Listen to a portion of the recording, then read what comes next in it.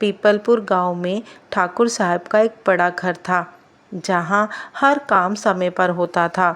सरला देवी खुद सुबह 5 बजे उठ जाती, रसोई का काम करती, घर संभालती और सबको समय पर खाना नाश्ता मिल जाता। फिर एक दिन घर में आई नई बहू बबली। बबली शहर में पली बड़ी थी, मेकअप और मोबाइल की शौकीन और साथ ही साथ टीवी सीरियल की दीवानी। सबको उम्मीद थी कि नई बहू भी आते ही पूरा घर संभाल लेगी, लेकिन हुआ उसका बिल्कुल उल्टा। शादी के दूसरे दिन ही सास ने बहू से कहा, अरे बहू, जरा दूध गर्म कर दे तो।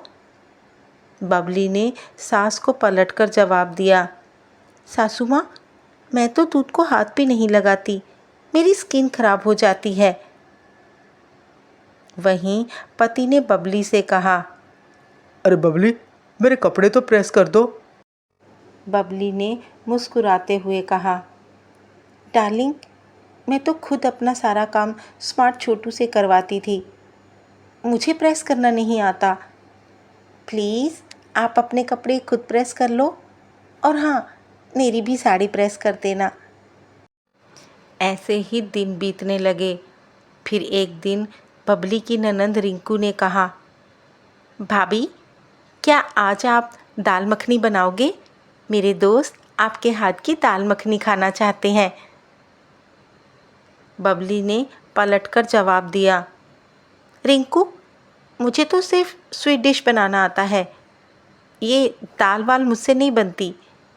और हाँ, अगर तुम्हें स्वीट डिश खानी है तो मैं तुम्हारे लिए केक ऑर्डर कर देती हूँ, क्योंकि घर पर इतना सामान तो होगा नहीं और कौन इतना टाइम वेस्ट करे बनाने में। 5 मिनट में घर ऑर्डर आ जाएगा, तो मैं तुम्हारे लिए केक ऑर्डर कर दूँगी, ठीक है? बबली की सास ने रिंकू को समझाते हुए कहा, अरे बेटा, अभी तेरी भाभी नई नई आई है ना, अभी उसे परिवार के बारे में ज़्यादा नहीं पता। अरे धीरे धीरे अपनी जिम्मेदारियां संभाल लेगी, अभी उसे थोड़ा वक्त दो। धीरे धीरे पूरा घर उसकी सेवा में लग गया। सास झाड़ू लगाती, ससुर सब्जी लाते, पति रसोई में चाय बनाता और बबली पूरा दिन पलंग पर बैठकर सीरियल देखती। ऐसे ही समय बीतने लगा। अब हर कोई बबली की कामचोरी से परेशान था। बबली हर काम को करने से मन चुराती, घर का कोई काम नहीं करती, सारा दिन टीवी पर सीरियल देखती या मोबाइल पर बैठकर रील्स बनाती। एक दिन सासू माँ की कमर में दर्द हो गया, ससुर जी के पैर में मोच आ गई, घर की हालत बिगड़ने लगी, सारा काम ज्यों का त्यों पड़ा रहता। रसोई घर में गंदे बर्तनों का ढेर लग गया, वॉशिंग मशीन भी गंदे कपड़ों से भर गई, पूरा घर अस्त व्यस्त पड़ा था। लेकिन बबली की दिनचर्या वही थी, 9 बजे उठना, 10 बजे नाश्ता मांगना और फिर सारा दिन सीरियल देखना। ये सब देखकर सरला देवी को बहुत गुस्सा आता। सरला देवी ने मन ही मन प्लान बनाया कि अब इस बहू को सबक सिखाने का टाइम आ गया है। अगले दिन जब बबली ने सरला देवी से चाय मांगी तो सरला देवी ने कहा, बहू, आज तो मेरी तबीयत बहुत ज़्यादा ख़राब है, आज तो मैं बिस्तर से उठ भी नहीं सकती, आज पूरा घर तुझे ही संभालना होगा। रिंकू भी अपने कॉलेज की तरफ से बाहर घूमने गई है, वो घर पे होती तो तेरा हाथ बटा देती।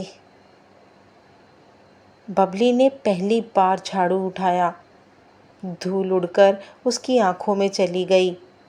आलू उबालने गई तो बर्तन जल गया, चाय बनाते समय चीनी नहीं डाली और दाल में 2-2 बार नमक डाल दिया। बर्तन धोते हुए नाखून टूट गए। शाम होते होते बबली थककर चूर हो गई, उसके चेहरे पर मेकअप की जगह पसीना था, सिर दर्द से फटा जा रहा था।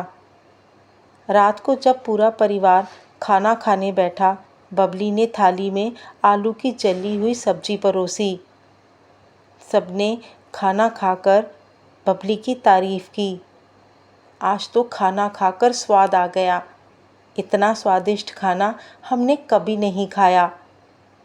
सास ने बबली का हाथ पकड़ा और बबली से कहा, बहू, आज तो तू थक गई होगी। चल, अब तू भी बैठकर खाना खा ले और फिर जल्दी से सो जा। बबली की आंखों में आंसू आ गए। बबली ने रोते हुए सास से कहा, माँ जी, इतने दिन आराम ही तो किया है। जो सुख, जो खुशी मैं इस वक्त महसूस कर रही हूँ, अपने परिवार के लिए काम करके इस सुख का अनुभव मैंने पहले कभी नहीं किया।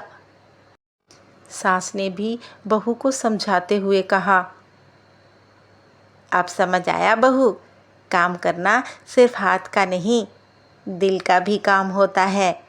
हम सब मिलकर जब घर परिवार को संभालते हैं, एक दूसरे की ज़रूरतों का ध्यान रखते हैं, तो वो सुख अलग ही होता है। बबली को समझ आ चुका था। बबली ने सबके पैर छूकर माफ़ी मांगी। माहौल थोड़ा गंभीर हो गया था। माहौल को खुशनुमा बनाने के लिए बबली के पति ने कहा, बबली, अब तुम जल्दी से माँ से खाना बनाना सीख लो। देखो, प्यार तो मैं तुम्हें बहुत करता हूँ और प्यार में सब कुछ झेल भी लूँगा, पर यार रोज़ रोज़ ये जले हुए आलू नहीं खा सकता। उसकी ये बात सुनकर पूरे परिवार में हंसी के ठहाके छूट गए। अब बबली सुबह सबसे पहले उठती, सबके लिए चाय बनाती, रसोई संभालती और शाम को सबके साथ मिलकर 1 घंटा टीवी देखती। फ्रेंड्स, घर को चलाना टीवी सीरियल जैसा नहीं होता। हर सदस्य का सहयोग, प्यार और मेहनत चाहिए, और जब सब मिलकर काम करते हैं तभी बनता है एक खुशहाल परिवार। कहानी अच्छी लगी हो तो कहानी को लाइक और शेयर कीजिएगा। चैनल को सब्सक्राइब करना बिल्कुल नहीं भूलिएगा। आपसे मिलती हूँ नई कहानी के साथ।